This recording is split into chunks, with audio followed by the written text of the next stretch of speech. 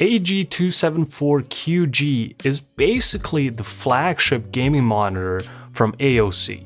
It's coming in at 27 inches, 1440p, 240Hz IPS panel. It has built-in GSYNC and FreeSync support. AOC claims that it has 1 millisecond response time, and it can do HDR 600. You can also mount in our typical VESA mounts, and it has a lot of these flashy little details that we'll take a look at. Quick disclaimer, AOC sent this monitor and the stand for review. They do not have any input on what I'm gonna say in this video. It's all my personal opinion and my experience with the monitor. So I've had this monitor for over a month now, and I have a lot of thoughts on it. As this monitor is coming in at a hefty $900 or sometimes even more in euros, it's a proper investment, and I wanna tell you guys what you're getting into and if it's worth it. If you're someone like me that got his first proper gaming monitor in like 2015, 2016, when the 144Hz became popular, you were probably looking into new monitors in the last year or two, and you want that new monitor to be a proper upgrade to this old one.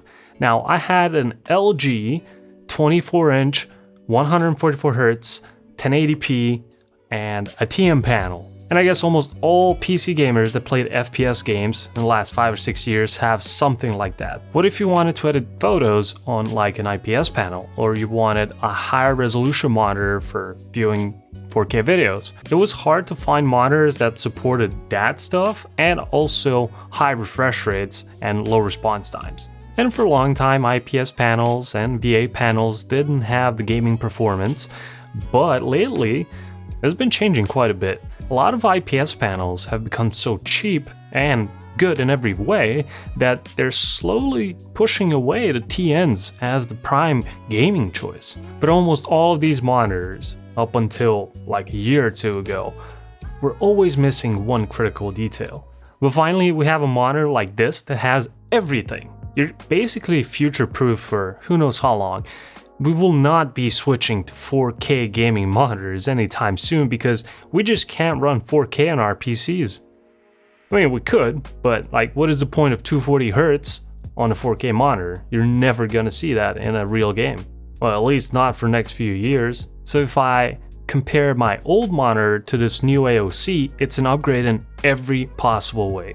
So what can I tell you about my experience over the last month or so with this new monitor? Let's start from the resolution. I went from 1080p to 1440p. How big of a difference does it make? I think it's a gigantic difference in some games, and in some others, not that much. For example, in Counter-Strike, I would say it doesn't matter at all. Targets are big enough that you see them on 1080p and even lower resolutions. After all, they play lower resolutions all the time.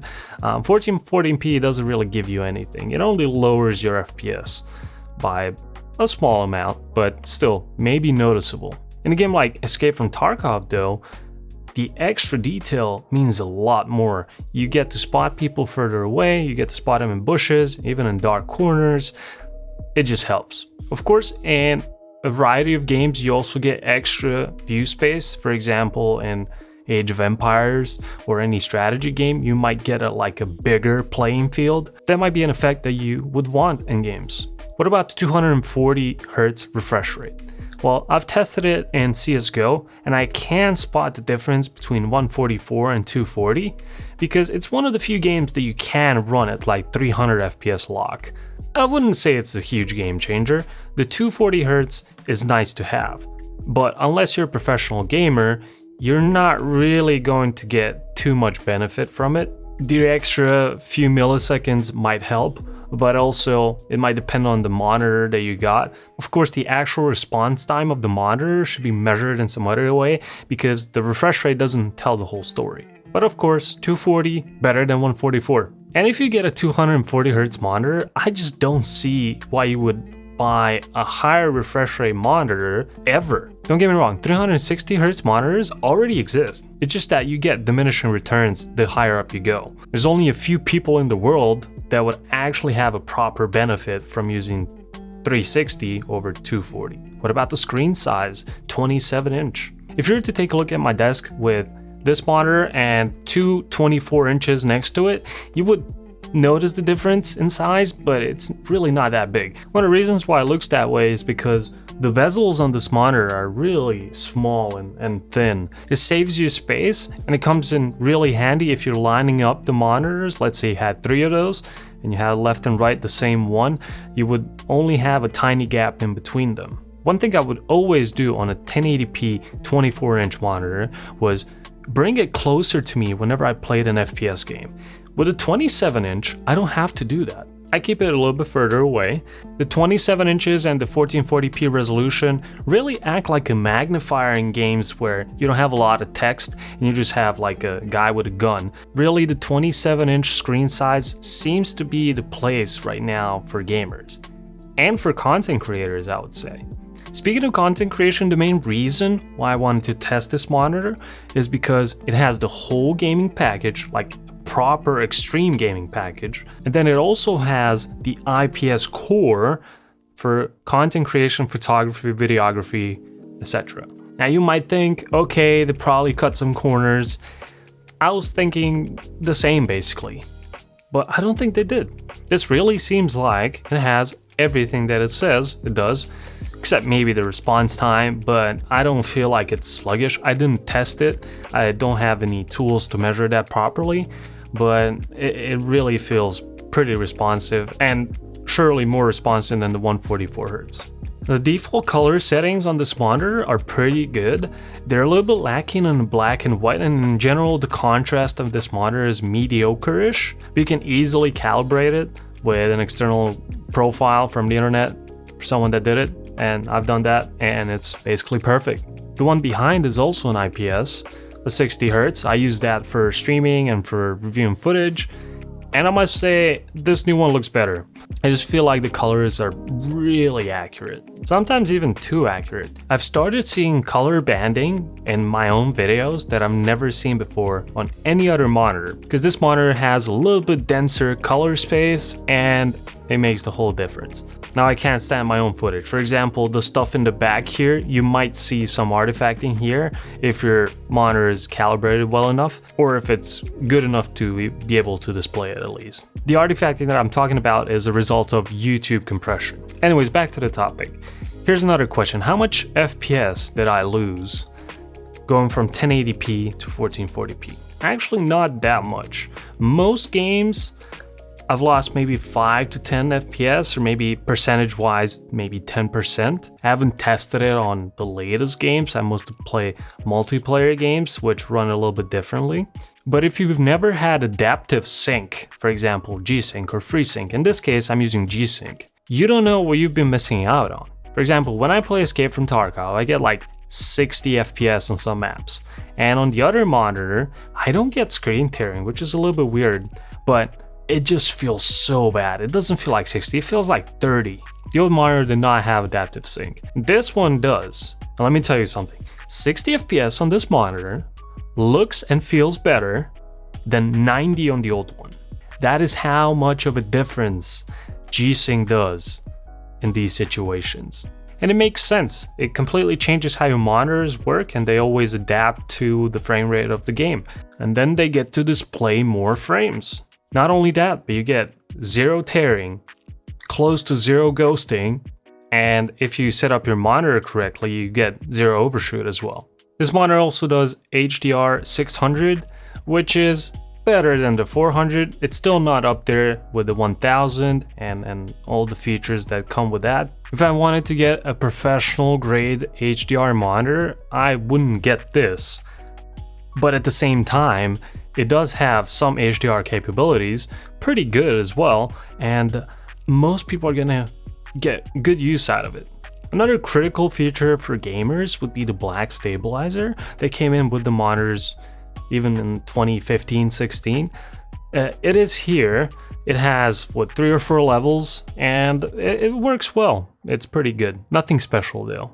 Let's sum up all the pros of this monitor. I would say the number one is it's an all-in-one package for gaming and content creation. Number two would be great image quality that doesn't really have a weak point. Number three would be just build quality, nice thin bezels, nice aesthetics. And if you take the first 3 points into account, the number 4 would be that this monitor is quite future-proof. You will not be buying another monitor for at least 5 years. I honestly have no clue what they would have to come up with for me to buy a new monitor at this point. But yeah, enough praise, let's talk about the cons. I really want to know who came up with this interface and especially the button on the back of the monitor to operate it. Take a look at this.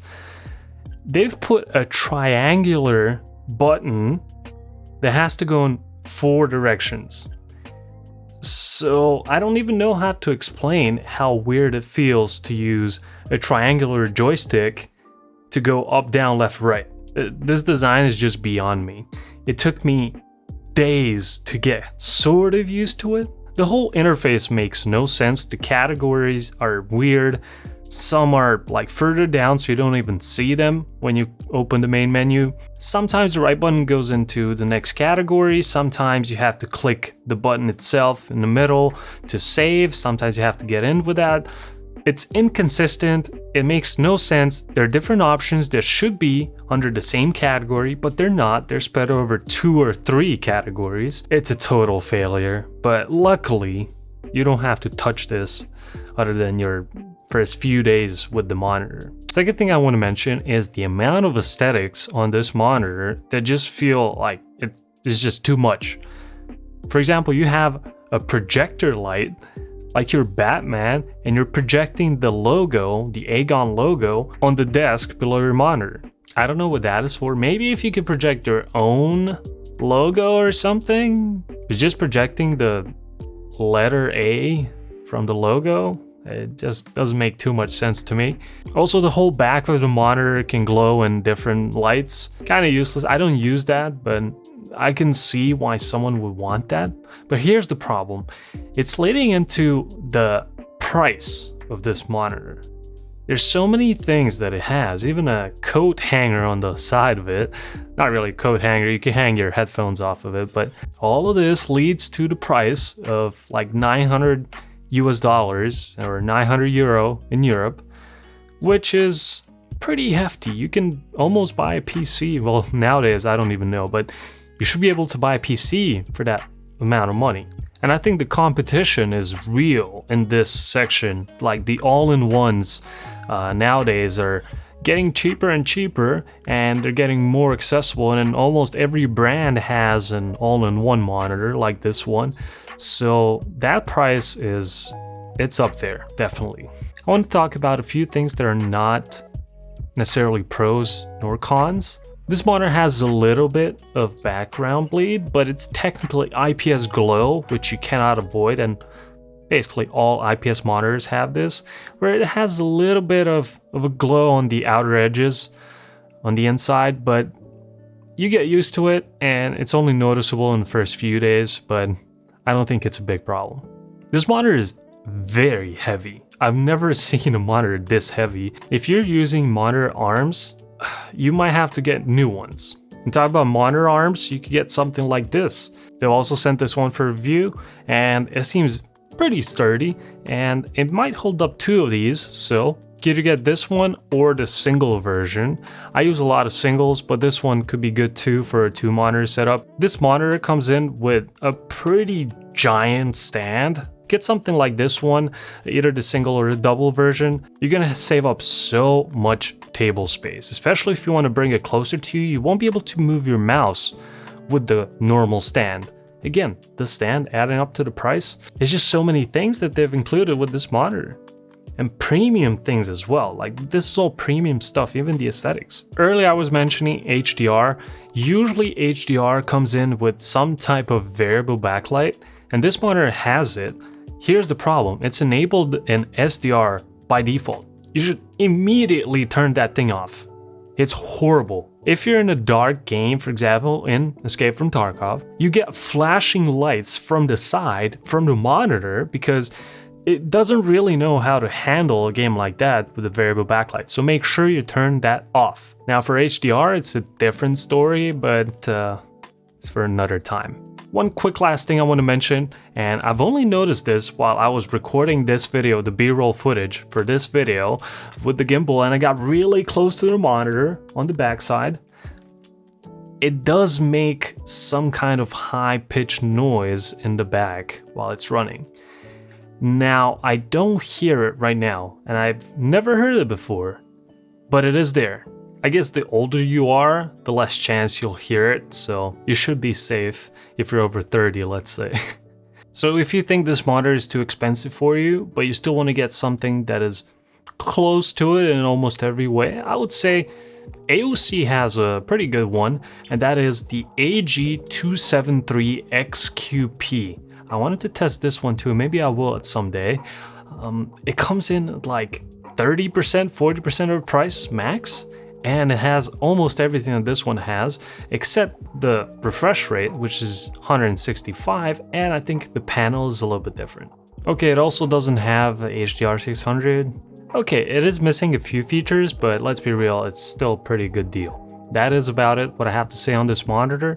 I think it's a beast. I think it's gonna be here for years to come, and I don't think I'll be upgrading for a while. It's one of the few monitors that really delivers everything that it says it will. It's just that the price is really premium, and you should look into all the options and pick the one that works best for you. But even considering its price, I am surprised by how well it's performing, and yeah, definitely keeping it. I really hope you found this review useful. If you want to get this monitor, check out the links below. Leave a sub, leave a like. We're pushing this tech channel forward, slowly but surely, and I'll see you in the next one.